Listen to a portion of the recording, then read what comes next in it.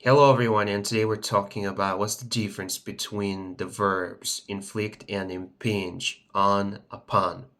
Inflict means to cause something negative to happen. For instance, inflict harm, damage, suffering, pain, injury, etc. Whereas impinge on, upon implies an effect on something or someone, often negative, sometimes neutral, and rarely positive. And because of it, let's take a look at some examples. And we're going to start with the positive example. When I was talking with a group of scientists, they impinged on me a new comprehensive view of our world. So this is the positive meaning.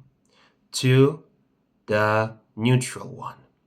Though I failed my exam, it impinged upon my mind that I can do better. And to do better, I have to learn and repeat.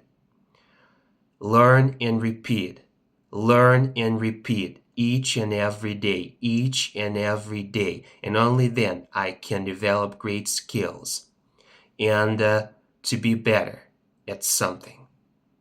So this is the neutral meaning.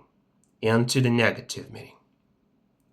If you're living in your dreams, it only impinges on you that the whole world is against you because you can live in your dreams. Instead, focus on real life and focus on what you can do in real life, not in your dreams and not what your dreams telling you.